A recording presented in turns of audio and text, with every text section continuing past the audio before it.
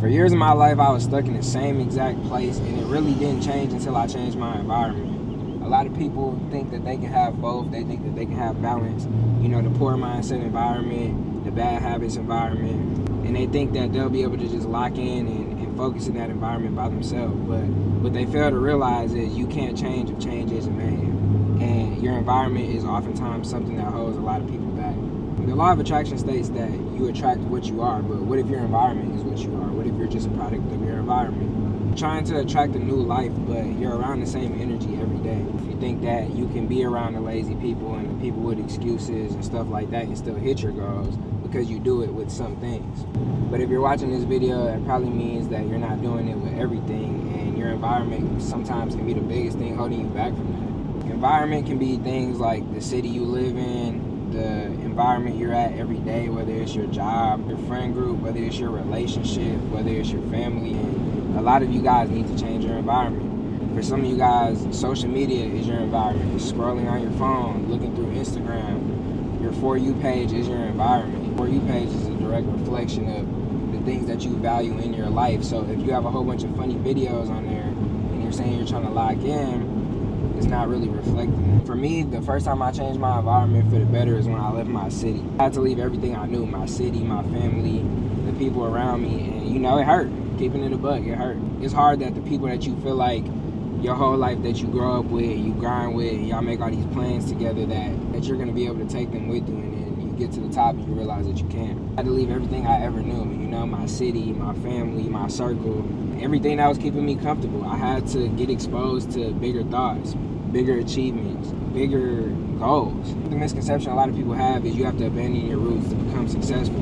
But you also have to think you can't grow if your roots are keeping a chokehold on you. And that's the case with a lot of people. That was the case for me. Sometimes people have a fear of outgrowing their circle or their family or their friend group or their relationship.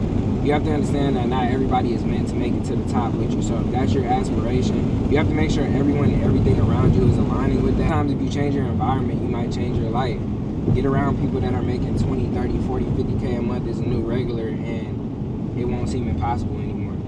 Get around people that are going to the gym every day and eating clean, and it won't seem so hard. Get around people that are running businesses and still managing a work-life balance, and it won't seem as impossible or unachievable. You have to understand that the mindset is contagious. So if you're around people that are lazy or stuck in their ways or just have a small way of thinking, by default you'll be the same way. It doesn't matter how much of a leader you are.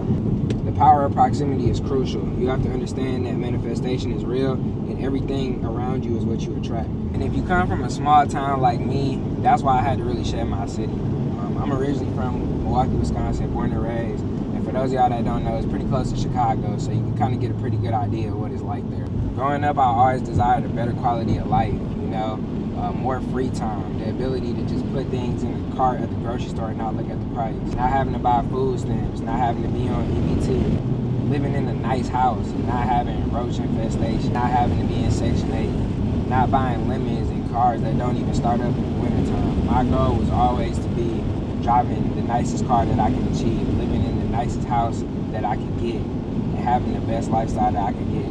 My goal was to always live the best quality of life. I have that same goal. Some of y'all have other goals, but you gotta realize if no one around you is hitting any of those goals that you set, then are you really in the environment that you need to be in? In my environment, the only people that were living anything remotely close to that was the people in the streets, and I knew my whole life that that's not the life that I wanted. If time is money, then why would I risk my free time just to make money? It doesn't make sense. So I always knew that I wanted something different, but the most successful person around me was probably making 100K a month, and that wasn't the right way of living either. See, in my city, nobody drives cars like this or has watches like this or lives in communities like this unless they're doing something illegal. So I had to figure out how I could achieve both the lifestyle that I want without doing the things that I don't want to do. And it caused an environment change. When I moved down to Texas, everybody around me was an entrepreneur. I used to go into the stores in the daytime on a Wednesday and see them all busy, see the stores busy, the grocery stores, the gym. Everything's busy. And I thought to myself, why aren't these people at work? You know, coming from a place where everyone works jobs and stuff like that, you always go to the store in the daytime on your day off or something and you see that it's pretty dead. Everybody's at work, right? But that's not the case here. Everybody's off work, and you know, where I'm from, if you're off work, you're usually poor. You don't got nothing going on. You don't got no job. These people have fully running businesses, fully functioning businesses, fully automated businesses, to where they can really just chill, drive their dream car and pull up in their mansion and just do what they want to do in a day because they took the steps that they need to take to reach that level of success. And I'm not saying money is everything, but in my goal, that was my motive. My motive was to make more money so I could live a better quality of life. A lot of y'all might feel like you don't relate to this because you might not be materialistic or whatever the case may be, but what you fail to realize is this applies to everything. How you do one thing is how you do everything. So even if your goal is to be the #1 basketball player in the nation, how you gonna do that playing around a whole bunch of rookies? You get what I'm saying? It takes you playing AAU and going D1 to really get around other players that got that same drive, that same mindset, that same hunger. You can't do it stuck on the same team. If you're not currently living the life you desire and you're still practicing the same daily habits, what makes you think continuing to practice those daily habits are gonna bring you that life you desire?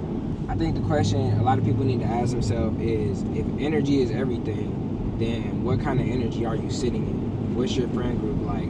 What's your relationships like? What's your network like? If it's not aligning with where you want to go and who you want to be, then maybe you need to make some changes. You can't attract $1 million lifestyle in a $10 mindset.